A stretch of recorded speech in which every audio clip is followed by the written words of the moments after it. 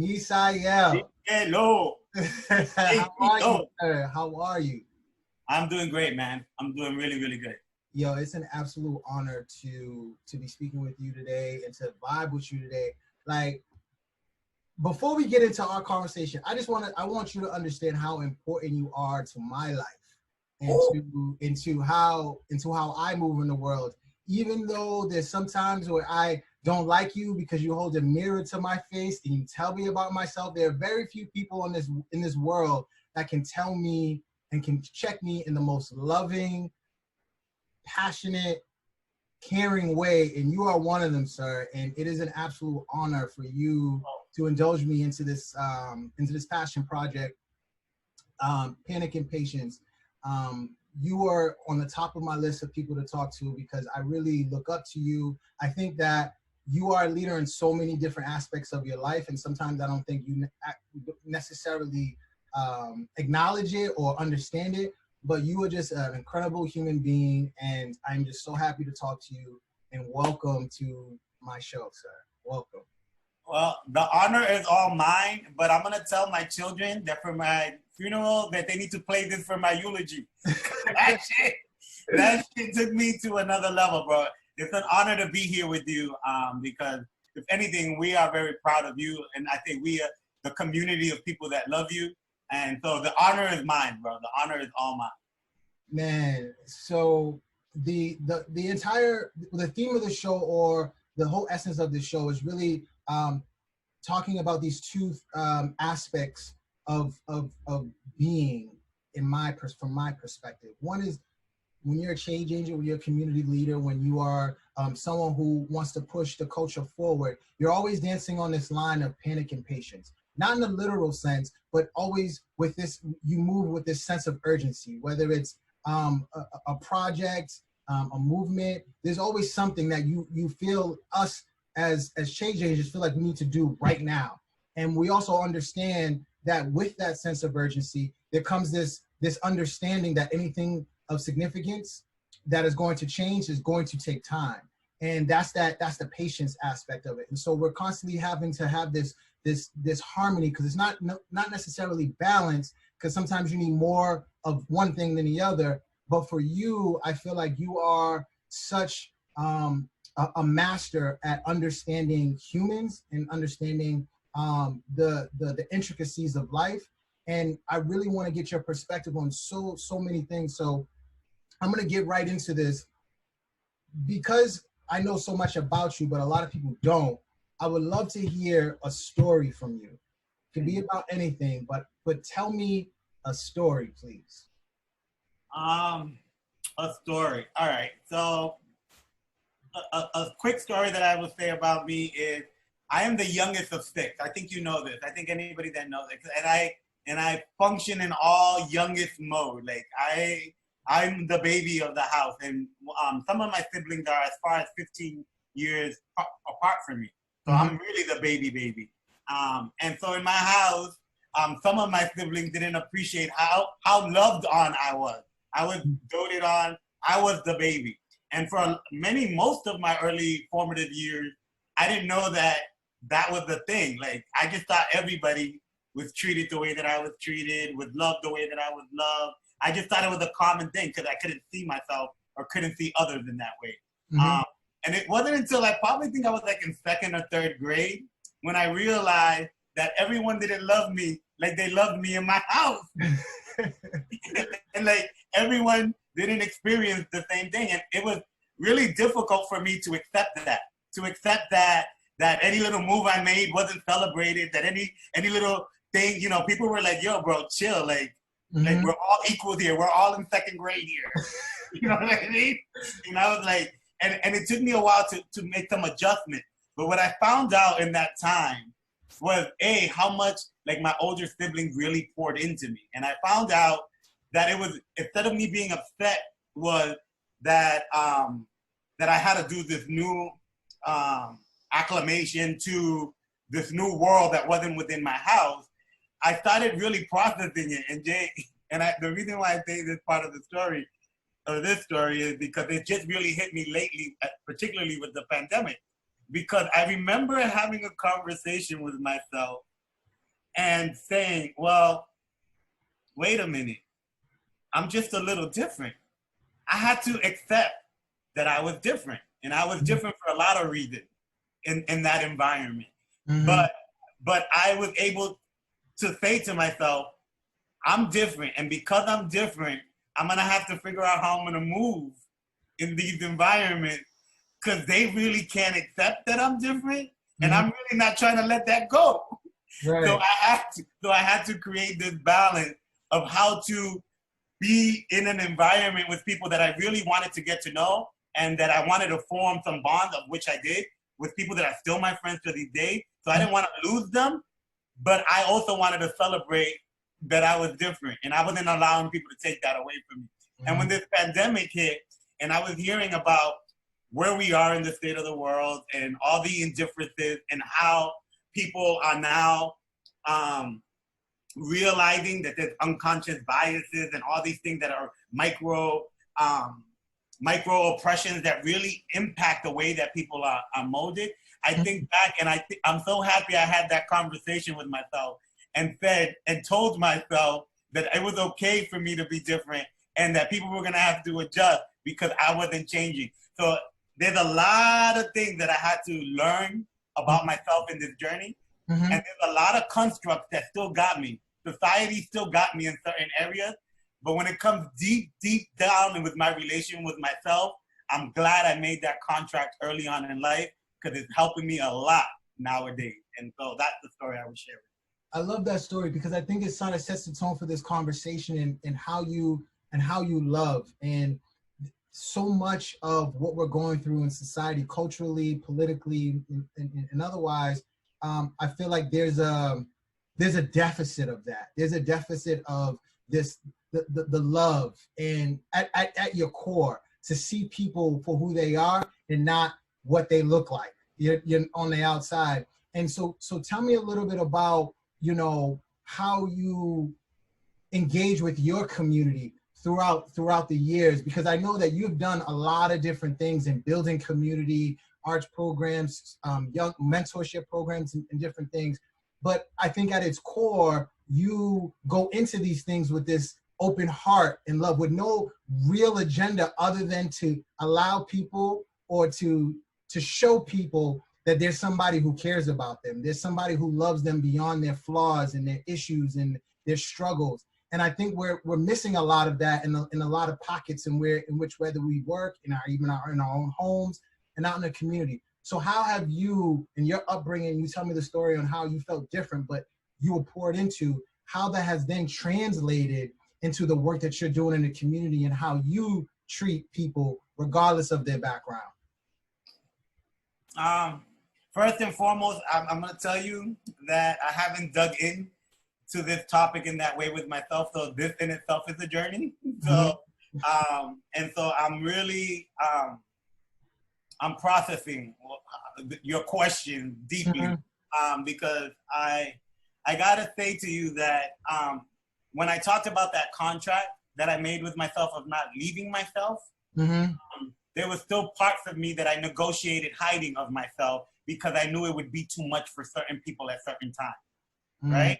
And so, and everything that I done from that moment on, I believe it was the beginning of me walking in closely with my alignment of self, but I didn't have an full understanding of my purpose.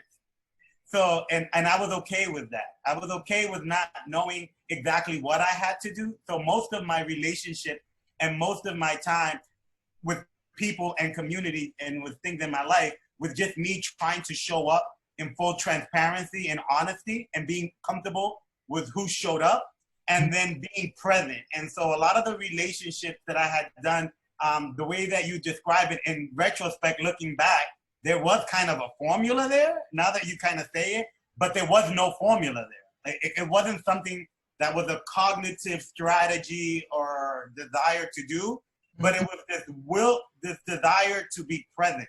And in being present and consistent in that way, I think it started creating this unconditional being that learned to love unconditional, and which then mirrored what you talked about not being judgmental and being okay with my honesty whether it impacted people the way, or people heard it the way they wanted to hear, I always knew that what I was saying was my truth. So I didn't understand why my truth would be a problem, because I thought people wanted people to be honest and truthful. So I was just consistently truthful in the spaces that I went in. And then that started becoming this thing that I think you and others describe as they describe their characteristics, or as they describe the scope of work. But it wasn't something that I had an agenda for necessarily. No, most of the time, there's never an agenda, and most of the time it becomes something greater than what I even thought was happening at the moment. And I think that that's what's been the beauty of being present. And so, when you talk about this journey of yours, a lot of there are folks out there who don't know you, who don't understand sort of where you began in this community work. And it started, from what I know, it started in your own sort of neighborhood, and it sort of developed and snowballed into all these different things. Can you just kind of walk me through why you started these community programs, and then to now working in higher ed and just, celebrating and loving these young, gifted musical minds? How did you get from that point to where you are now? Because if you look back, it's just like this it looks complete opposite. But me knowing you, I'm sure there's a through line through it all where it makes complete sense. This is kind of, I feel like I'm like, wait, we're going in here, Jay. So, in all honesty, the first thing I'll tell you, Jay, is the way I stumbled upon education was because there was a conversation happening in my house with my mother, because I was in a relationship and I had found out that at that point, she was my girlfriend, and I were going to be expecting, and I was supposed to be going off to college. And so my mom was not too excited, and a lot of people were like, what's going on here? And I was 19, and I was expecting my first child. And so I told my Mom, I promise you, I will get that college degree. I will get everything I've committed to you, but I am 100% committed to being a father to this child. And I'm 100%, I want to be accountable to this young woman. I'm going to get married. I'm going to do, and I started just creating this pathway that, looking back, like my boys and everybody was like, bro, you're going off to college. What are you talking about? And I was like, nah, I got to start a house. I got to build a house. I got to be. That's a sense of urgency? I think it was a sense of urgency, bro. And so I started, and when I postponed my college entry, then I went into a job, and I was working, and I said to myself, and it's crazy now thinking about this, this was 1993 going on 94, and I said to myself, yo, I didn't have a father. I don't know about parenting. I need to go work in a school system or something to understand kids so I could be a great father. That was my initial reasoning. Wow. So I wanted to, and so I got hired by the Lawrence Public Schools, and they wanted to put me like in the 3rd and 4th, and I was still just then trying transitioning my coursework, because then I started working 2 jobs and going to school at night, and I was like, all right, I'm gonna do education, whatever. Mm-hmm. And then I told them, but I want to be put in kindergarten because I have a baby coming, and I want to learn the earliest age. And they were like, bro, do you understand? I was like, no, I don't want to be there long, but I want to be immersed in the classroom because I want to understand kids in that way.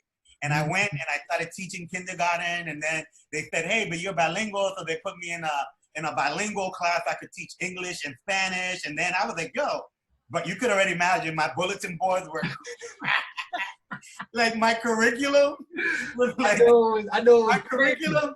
Them kindergartens could have left there with an associate. I was going in, and I was just like loving it, and I really started loving it. And then my son was born, and then I realized that there was nothing that I was going to learn with nobody else's child in any other environment, because it's so uniquely individual, when you're sharing experience, time, and bond with your own kid. And that's just becoming a father became this drive in my life. And then I started creating a lot of the works within the schools. And I remember there was in the community where I was teaching, at this point now I was teaching for a couple of years. And when I was in that community, a new superintendent came to town, and she went, and my principal, I guess, was talking about the work. By this point now I was teaching 5th grade. And I was like really going in. I was like loving debate and doing full productions with these kids. And the teacher told the principal, like, you really got to come and see what this kid's doing here. And the superintendent came to the school, and she was like, all right, I need a time. Send this young man to me to the central office. So I got this meeting, and I went to central office, and I got offered this position to work as the parent education, so with an administrative position underneath the superintendent, overseeing a whole district of parent education and kind of filling in that gap. And I was like, I couldn't even see myself doing. I didn't know that was gonna be my thing. And but I did it. I was like, word, like I love. It was great benefits. It was a great pay. It was a lot. It was a big jump in my salary, and I was still super young. And when I was doing that, a good friend of mine was killed execution style in his house, and it was my best friend's cousin, and that just changed my whole entire life. And I couldn't understand how this talented basketball player that had all these opportunities lined up for him, he was getting recruited by he was like the town hero, and no one knew what happened to him and how he was murdered in his house. And there was this disconnect from the person that I knew, the person that they knew in his house, and whatever was happening in the street. And at that point, I was like, I need to understand. So I went into the whole, like, I just need to understand this for me. And started doing this deep dive into understanding what's going on in our community and how did this happen under our guard, and none of us really know. And during that time, the funeral, that death was a very humongous story in our community, actually in Massachusetts.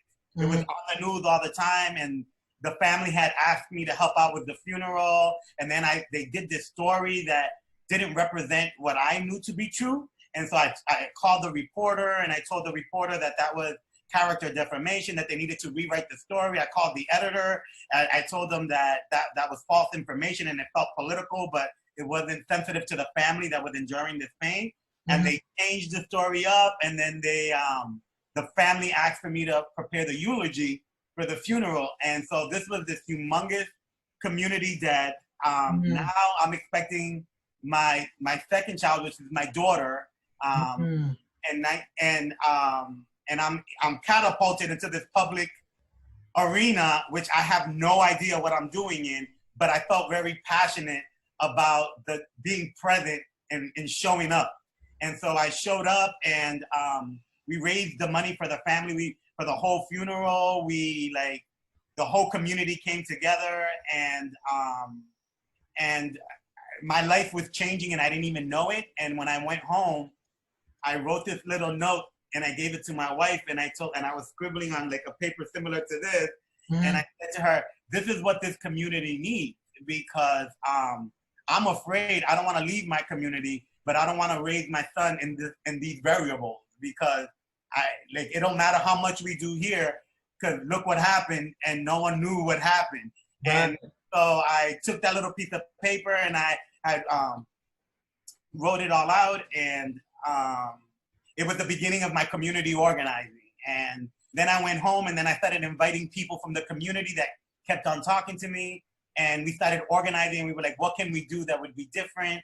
And in my living room, we came up with this intergenerational night out where families could come together, and that, now mind you, this was the early 90s, before any of this reality TV show, before American Idol, before any of that came out. And so we were like, we just need to create a space where kids are not embarrassed to be with their parents, but that the parents, the kids, and everyone could be showcasing history, poetry, music, dance. We don't care what it is. just the people come together so we can kind of kill that gap of not knowing what's happening. And the first show we did was sold out. We had like 800 people. Then we did another show and we kept on organizing it.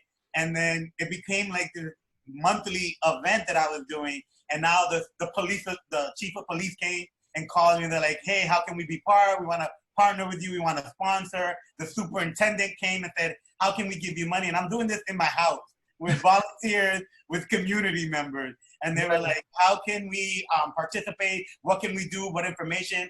And the shows started getting so sold out, bro, that they started giving me like gymnasiums in the city. Wow. And we were packing like all the bleachers and everything were packed.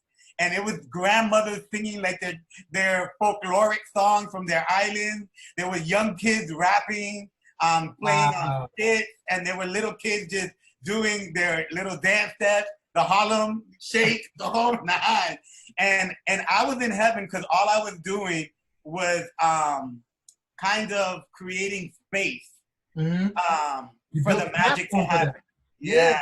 And then one day there was this kid, and he had auditioned several times and he gotten in. I didn't really know him. He was just a very talented kid in the community.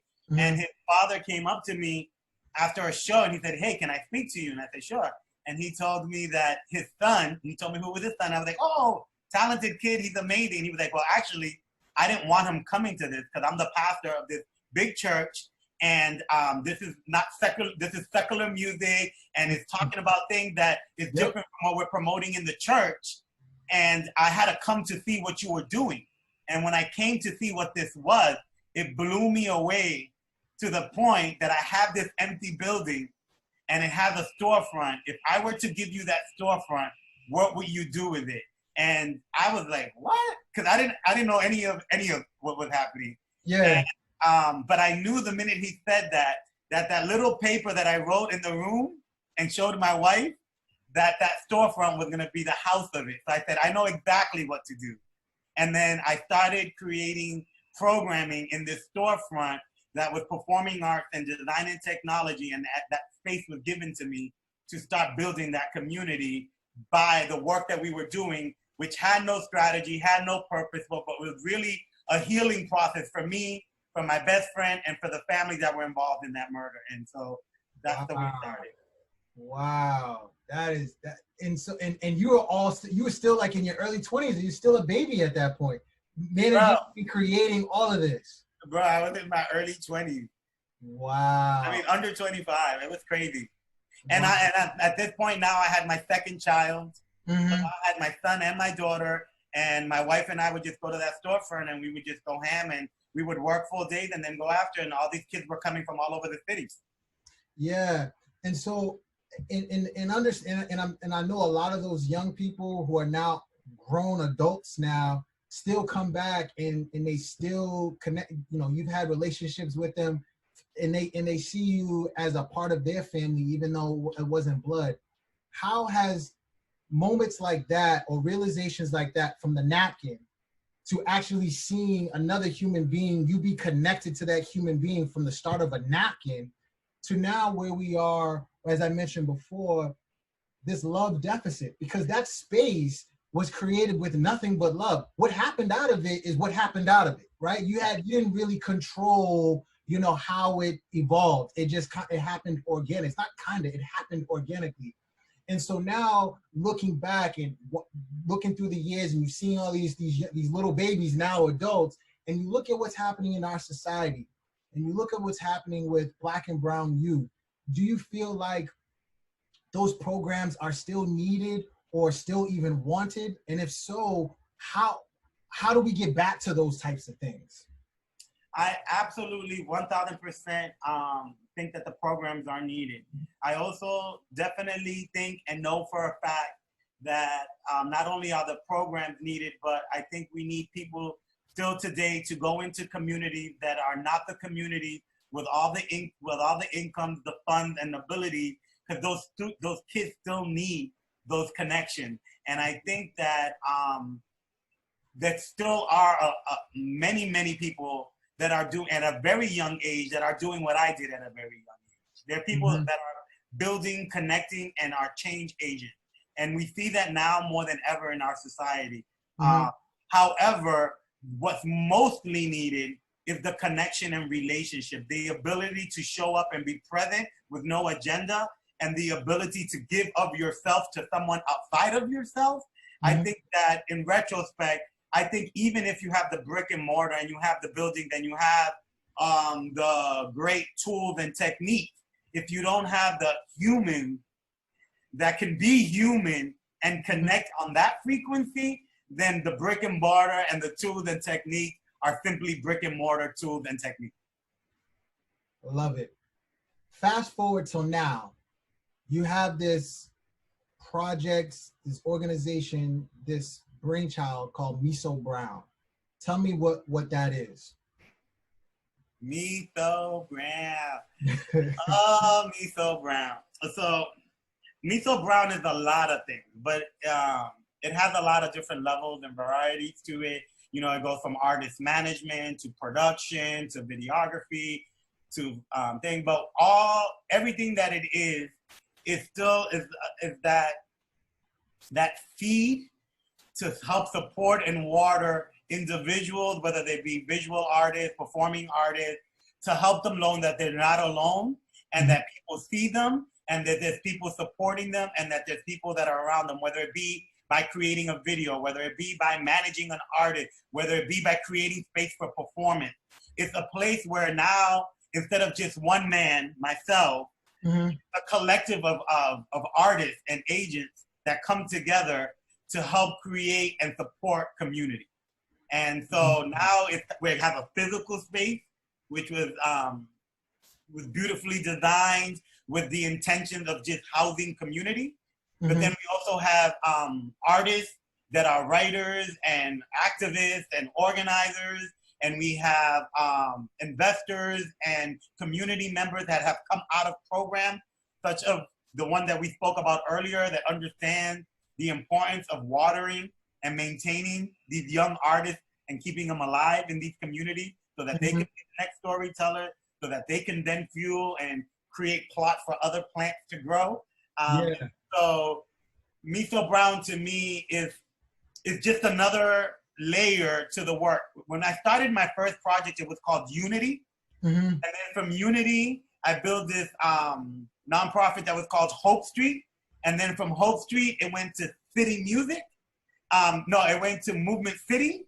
And so then it went from it just kept on growing. And now Misael Brown is another layer to that. And City Music is where I'm currently working for Berklee College of Music. And City Music is also another access point for other people to come in and flow through. So what I'm hoping that we're going to be able to do through Misael Brown, through all the work that I do, is just connecting dots and connecting community and connecting human and understanding that there's power in coming together.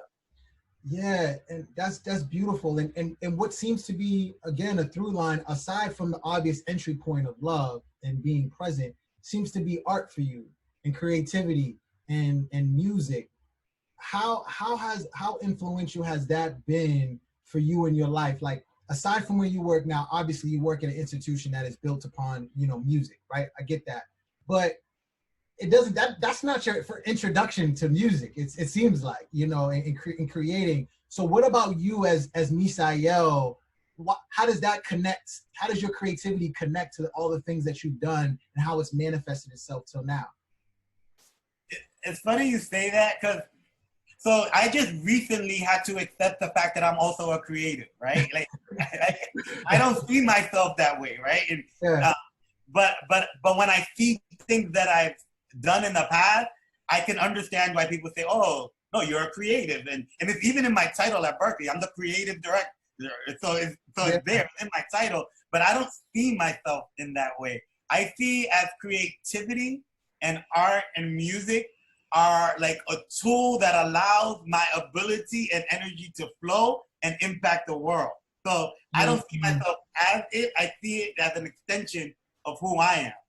If that makes any sense. And that extension is like having the proper adapter that that changes the way that you can like either water something or allow energy to flow through it. And I feel like I have a lot of different adapters, and art is one of them. Art is one of them. And Yeah. so how do you apply that in higher ed? Because on the surface, you know, higher ed is very sort of like rigid and meticulous, but the way you flow and how you are and your energy and your personality as a creative director, I can't imagine that you would force anybody into a box or anybody into this, you know, space where they can't be as open and as free as possible. And so how are you as Misael been able to share your energy and your gifts in your current role in higher ed? So in higher ed, I've had multiple roles in higher ed. And so I was a professor and I taught. So I was in the classroom teaching at higher ed. And I absolutely enjoyed that to the fullest. That's one of the things that is another one of the gadgets that I could put on and just be in heaven because I love teaching. But what I realized is that I think that a lot of people thought that I was just gonna stand up and talk. And what I really loved doing was creating the space so that people were engaging in conversation with each other outside of looking at one person being the expert pouring in. I wanted to create this recycling of information and energy because I feel everyone in that room has something very powerful to add to everyone's learning. And so trying to look at that multidisciplinary model of teaching and then looking at how art and creativity played a role with it. When I went into being an administrator and a director at Berkeley, to me, it was about how can I support and help other faculty and teachers connect not only to pouring in information to the student, but allowing students to pour information into them. And that's what's going to keep us current as an institution. It's what's going to keep us current for on demand of what students want to learn and hear. And so kind of like wedging my way into higher ed to create space again is really what I realized that I enjoyed the most. And I particularly love just creating space for courageous conversation and allowing people to have the uncomfortable conversation and understanding that when you said, Jay, that you wouldn't see me like forcing or pushing someone into a corner to have to make a decision. Yeah. You would think that I would want to provide them freedom. I couldn't believe this, but I was learning that giving people space to have freedom to them felt like if they were being pushed into a box. Because some people just wanted to do it in a particular way and didn't want to spread out. A system. They were used to a system. Yeah.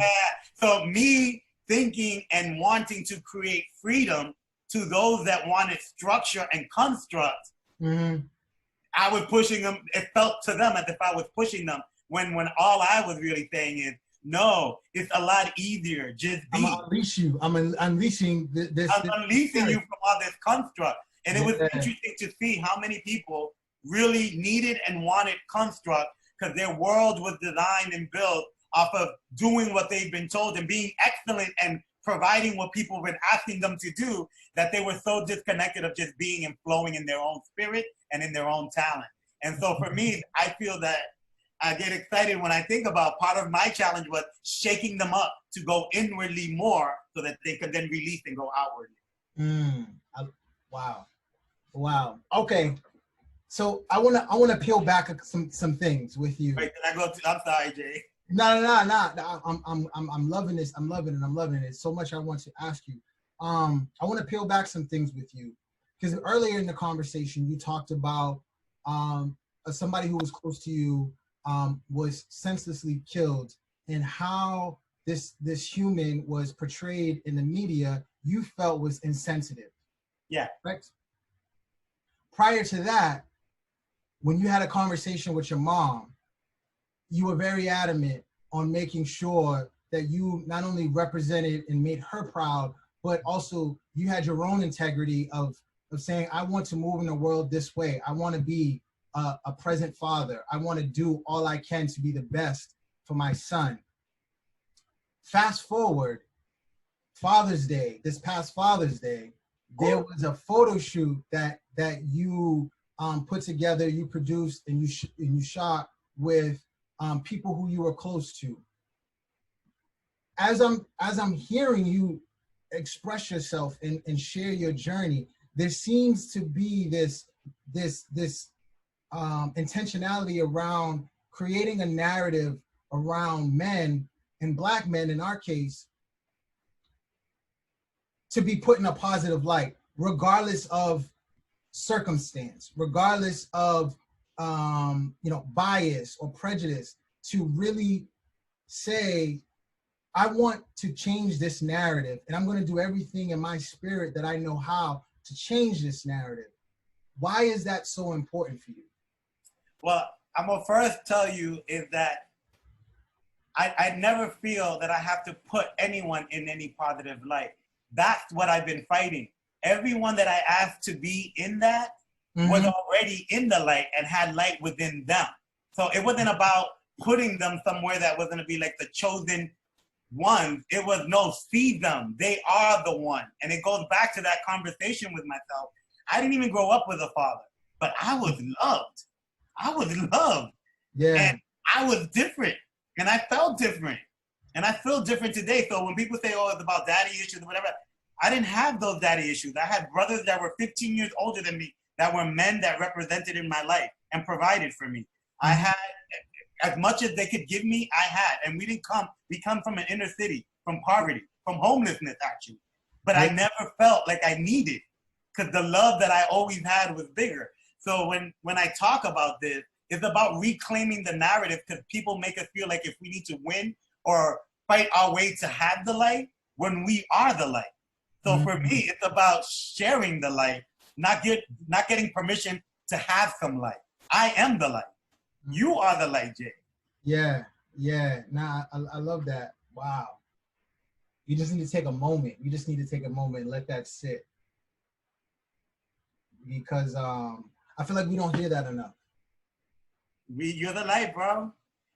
And all I've been saying through my whole life, in every job that I've ever had, I show up, I turn on my light, I never let it get dim, and I highlight others that have the light. I don't give nobody light. I say, bro, I see you. I see you. That's all I do. That's all I do. I share light. I don't give light.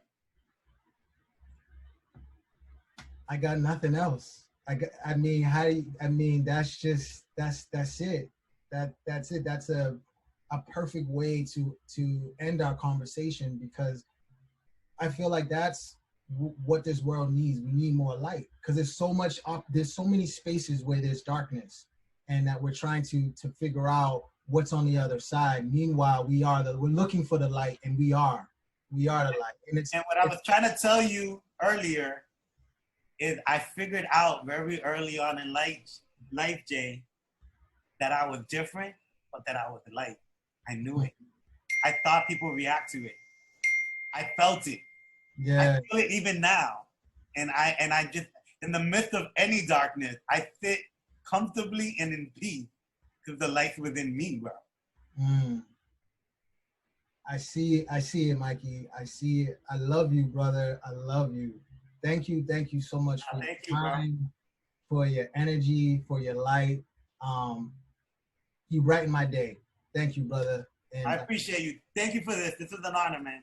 Yeah, and I look forward to seeing what you got in store for us next. You take care. All right, bro.